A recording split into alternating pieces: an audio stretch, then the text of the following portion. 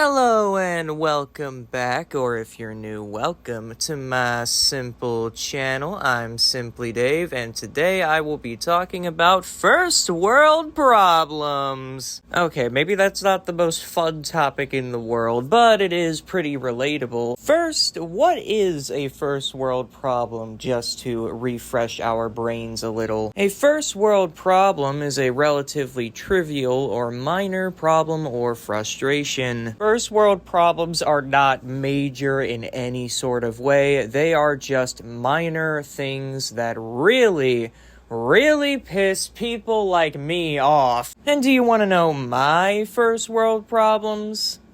No? Well, I'm telling you anyway. First thing I should start out with as a content creator is when I have no video ideas or hit that creator burnout. Now, yeah, I just make my videos for fun, but even then, sometimes I do struggle to come up with something that would be interesting enough for an 8-minute video. Back then, I really struggled with getting my videos to 8 minutes due to the fact that I just didn't know how to stretch a script for that long. Now, there was a remedy to this, but it's not what you think. I didn't extend my scripts. I made my videos, and I still make my videos, this one included, completely scriptless. I think I started doing that in the Things That Irk Me video, and then I was just like, hey, I actually kind of prefer that, so therefore everything is now scriptless. What you hear is what you get. Another thing that's a bit of a first world problem are copycat coincidences. Now, what do I mean by this? Well, basically, when I had made my review of Danny Phantom Season 3, turns out I actually made that video a little bit after a video by Offbeat Kiki, who also goes over Season 3 of Danny Phantom. This was a complete coincidence. I was not trying to ride their coattails, I was trying to ride my coattails because of that graphic novel video. But if I was, say, more popular, people could misinterpret and say that I'm copying Offbeat Kiki, when I didn't even know that that video existed by the time that I made my video. Now, there are no comments on my Season 3 review that say that I copied Offbeat Kiki, but I feel like that this could be an issue in the future. Also, check out Offbeat Kiki's video. They did a really good job. But speaking of that Danny Phantom Season 3 review, something happened with it that is actually a real first world problem. When I had uploaded the video, I thought that everything was as fine as usual, but then I got hit with the damn copyright claim. Now, considering this was in 1 minute of the video's upload, I'm pretty sure that this copyright claim was automated by Viacom systems. They're systems that randomly determined that my section of Forever Phantom was too much footage, and that is why that section of the video in particular is blurred. I could have fought this and made a whole dispute about it, but I didn't want to risk getting my channel taken down at such a very new stage. I'm still pretty new when it comes to the YouTube scheme of things. And that was really annoying because the rest of the video was fine. The rest of the video was not picked up by any automated system from Viacom, and I'm not entirely sure why that's the case. Maybe it's because I didn't cut any of the footage for Forever Phantom. The only thing I can do with this information now is just learn from it and figure out ways to show copyrighted footage better if I ever go back into the reviewing scheme of things. Speaking of changing things up, though, I'm pretty sure we all hate company changes. It's the biggest first world problem ever, but every time a company does it, we all groan in pain. Case in point, Pringles going from a very exquisite man to a very not exquisite man. But I think the biggest one that has happened recently is Twitter being X. This is the most random, stupid, absolutely disgusting change that I have ever had the displeasure to deal with. On top of the fact that this dumb rich person is out here making things like DM limits that went from like 1,000 a day to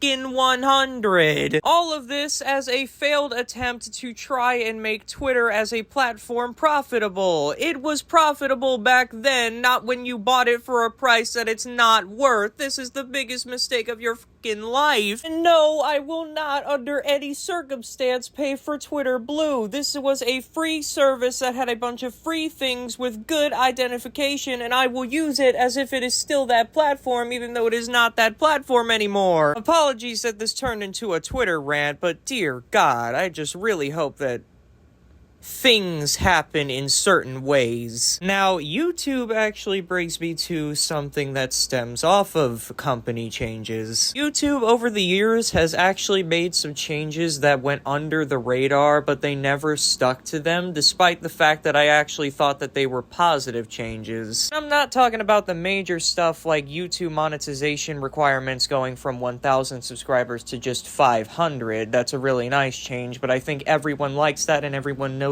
it. I'm talking about stuff like when they had ads pop up, they used to have this black fade as if it was going into a proper commercial break, and that was really cool, and I'm not entirely sure why they decided to get rid of that. Another thing is, you know how when you're scrolling through a video, it has this section where it shows you the most replayed part of the video? That was also on the YouTube TV app, but for some reason, they took it off of the Roku and TV apps, and now it's just on mobile, and I think desktop as well. And these are, of course, first world problems because they're just very minor and make me scratch my head. But to watch YouTube in the first place, you need Wi-Fi, and whenever your company decides, hey, you know what, it's time for a Wi-Fi outage, then you are 100% SOL. The only thing you can do is watch YouTube via your phone with mobile data, and then when you use up your mobile data, if you don't have unlimited data, then you're completely 110% SOL. My personal Wi-Fi provider is Spectrum, and well, they're not necessarily perfect, but at least they don't have outages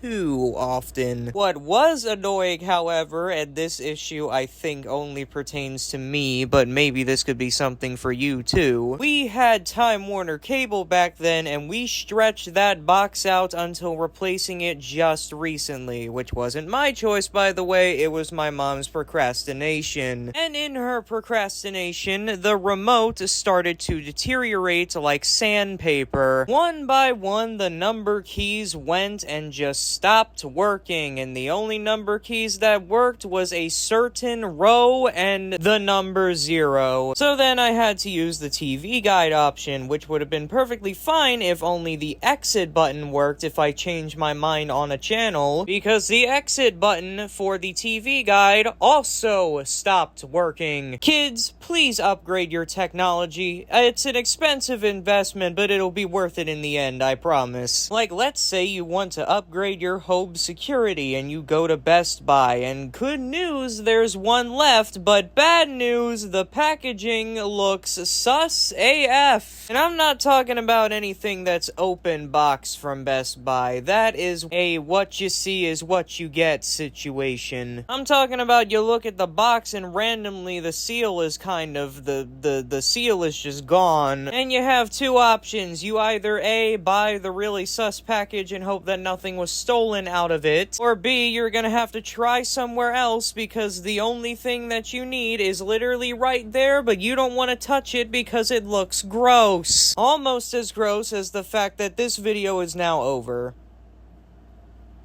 Yep. Make sure to do the 3 holy grails of YouTube, like, comment, and subscribe, and I'll catch you later. Bye!